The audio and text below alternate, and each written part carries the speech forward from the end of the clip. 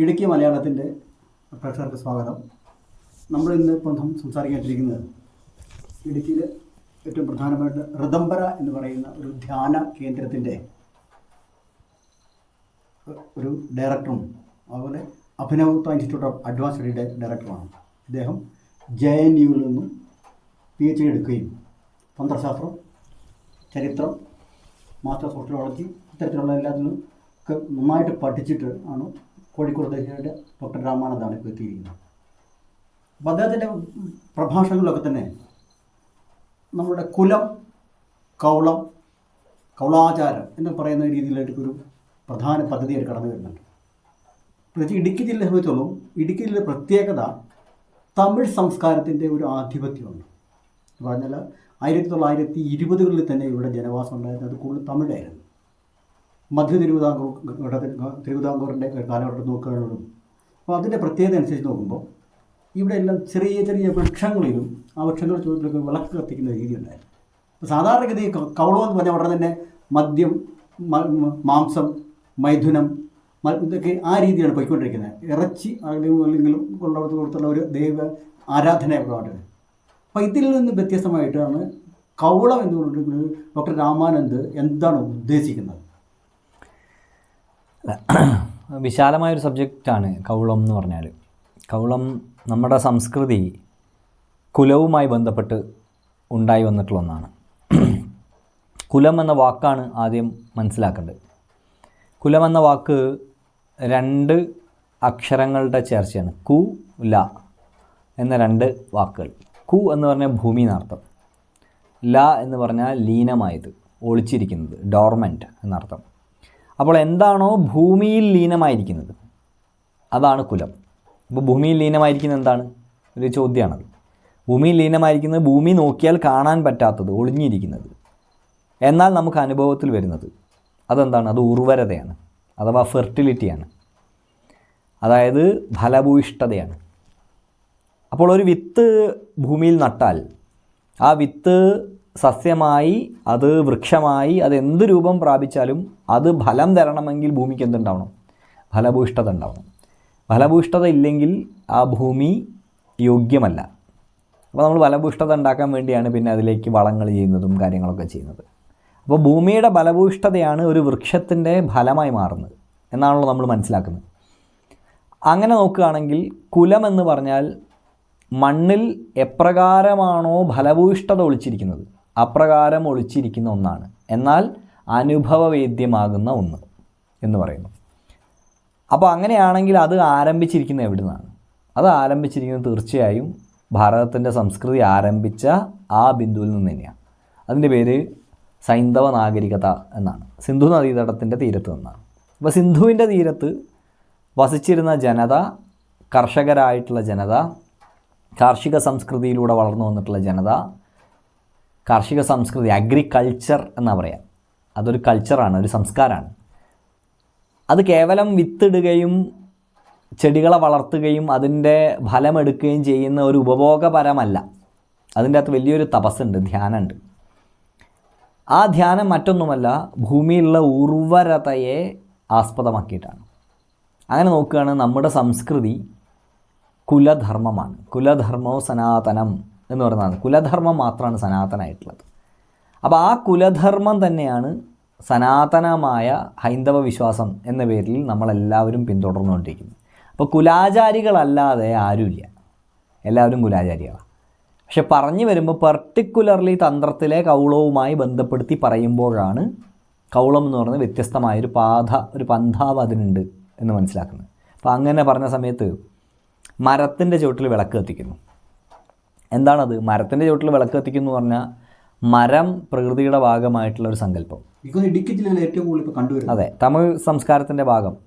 തമിഴ് സംസ്കാരത്തിൻ്റെ ഭാഗം എന്ന് പറയുമ്പം ആസ്കോ പർപ്പോള എന്ന് പറയുന്ന ഒരു ഫിനിഷ്യൻ ഉണ്ട്. അദ്ദേഹത്തിൻ്റെ പഠനങ്ങൾ മുഴുവൻ തമിഴ് സംസ്കാരവും സൈന്ധവ നാഗരികതയായിട്ട് ബന്ധപ്പെട്ട. സൈന്ധവ നാഗരികതയുടെ ഏറ്റവും ചേർന്ന് കിടക്കുന്ന സംസ്കാരം തമിഴാണത്രേ. ആദിദ്രാവിഡം എന്ന് നാം വിളിക്കുന്ന സംസ്കാരം. മറ്റുള്ള പലയിടങ്ങളിലും പല സ്ഥലത്തു നിന്നുള്ള യൂറേഷ്യൻ ഭാഗത്തു നിന്നൊക്കെ വന്ന പല സംസ്കൃതികളുമായി കൂടിച്ചേർന്ന് പോയെങ്കിലും ഇവിടെ എന്താണോ സൈന്ധവ നാഗരികതയിൽ ഉണ്ടായിരുന്ന അത് തുടരുന്ന ഒരു സംസ്കൃതിയാണ്. അപ്പോൾ നമ്മളെ സംബന്ധിച്ച് നമ്മൾ മരത്തെ പൂജിക്കും, മലയെ പൂജിക്കും, നദികളെ പൂജിക്കും, വയലുകളെ പൂജിക്കും, കാവുകളെ പൂജിക്കും. അങ്ങനെ നോക്കുമ്പോൾ പ്രകൃതിയോടുള്ള പൂജയാണത്. മനുഷ്യൻ്റെ നിലനിൽപ്പിന് ആവശ്യമായിട്ട് എന്ത് വസ്തുവാണോ അവന് തരുന്നത് അതിനെ ആരാധിക്കുക. ജീവൻ്റെ നിലനിൽപ്പിന് എന്താണോ അവിഭാജ്യമായ ഘടകമായിട്ട് ആ ഘടകത്തെ ആരാധിക്കുക. മനുഷ്യൻ്റെ നിലനിൽപ്പ് അല്ല, മനുഷ്യൻ്റെ നിലനിൽപ്പിനോടുള്ള നന്ദി പ്രകടനമല്ല വാസ്തവത്തിൽ. അതിൻ്റെ അകത്തുള്ള ജീവചൈതന്യത്തിനോടാണ് ആരാധന. വൃക്ഷത്തെ ആരാധിക്കുന്നത് പലപ്പോഴും ശിവസ്വരൂപത്തിലാണ്. കാരണം അത് ലിംഗാകൃതിയാണ്. മലയെ ആരാധിക്കുന്നത് ലിംഗാകൃതി ഉള്ളതുകൊണ്ടാണ്. അപ്പോൾ വളരെ പ്രാചീനമായ സംസ്കൃതിയിൽ വാമം എന്ന് പറയും നമ്മൾ തന്ത്രത്തിൽ, വാമം അല്ലെങ്കിൽ പ്രാഗ്വാമം, ആ കാലഘട്ടത്തിൽ മല ആരാധ്യമാണ്, ചെടി ആരാധ്യമാണ്, ഇതൊക്കെ ആരാധ്യമാണ്. അതിൻ്റെ കാരണം നേരത്തെ അങ്ങ് പറഞ്ഞപ്പം മൈഥുനം എന്നൊരു വാക്ക് ഉപയോഗിച്ചു. കവളത്തിൽ വളരെ പ്രധാനമായിട്ടുള്ള ഒരു കാര്യമാണ്, ഏറ്റവും ഏറെ തെറ്റിദ്ധരിക്കപ്പെട്ട ഒന്നും കൂടിയാണത്. മനുഷ്യൻ്റെ ഏറ്റവും വലിയ ഒരു ചിന്ത, പ്രതീക്ഷ, മനുഷ്യൻ ഏതെങ്കിലും കാലത്ത് ഈ പ്രപഞ്ചവും ഞാനും നിങ്ങളും സർവ്വതും ഉണ്ടായതിൻ്റെ ഒരു തിയറി കണ്ടുപിടിക്കുന്ന. അപ്പോൾ സ്റ്റീഫൻ ഹോക്കിൻസ് എന്ന് പറയുന്ന വളരെ വിഖ്യാതനായ ശാസ്ത്രജ്ഞൻ, അദ്ദേഹം തിയറി ഓഫ് എവറിത്തിങ് കണ്ടുപിടിക്കണം എന്നാണ് ആഗ്രഹിച്ചത്. പക്ഷെ അദ്ദേഹത്തിന് സാധിച്ചില്ല. എല്ലാ ശാസ്ത്രജ്ഞന്മാരും ആഗ്രഹിക്കുന്നത് തന്നെയാണ്.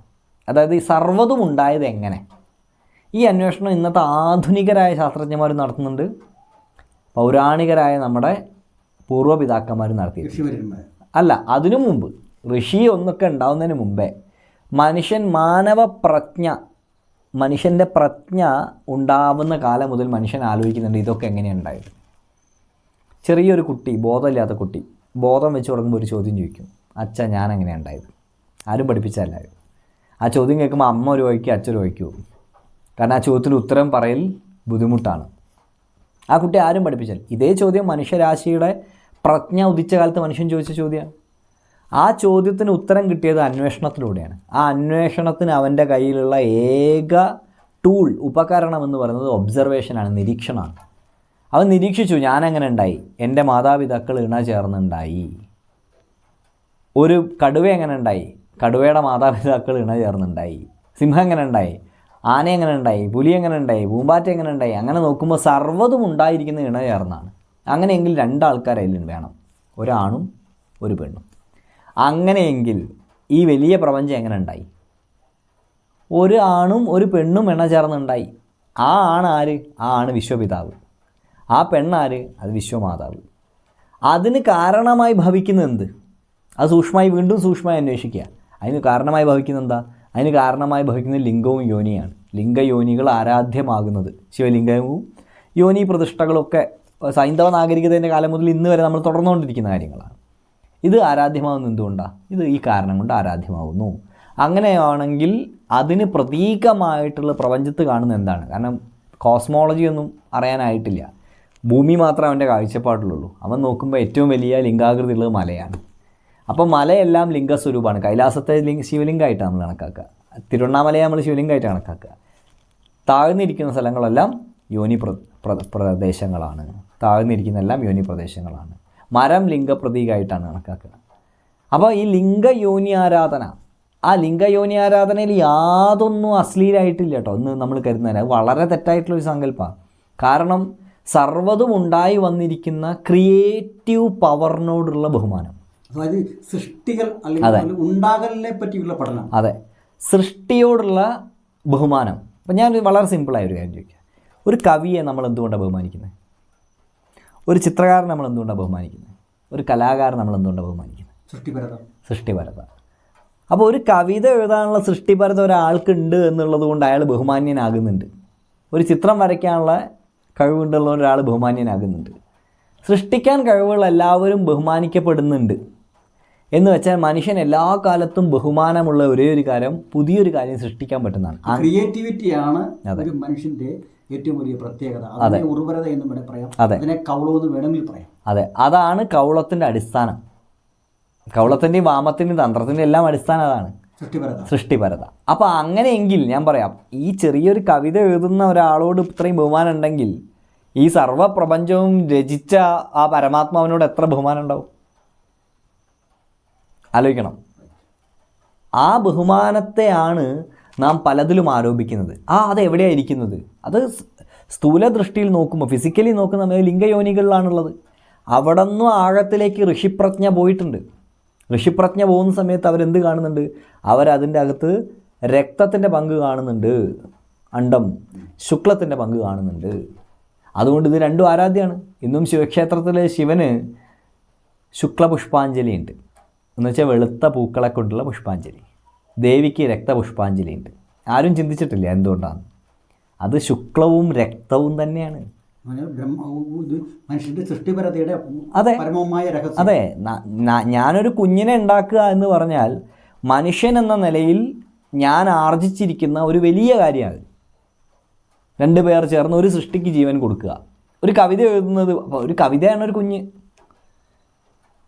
ഒരു കഥയാണ് ഒരു കുഞ്ഞ്, ഒരു പ്രപഞ്ചമാണ് ഒരു കുഞ്ഞ്.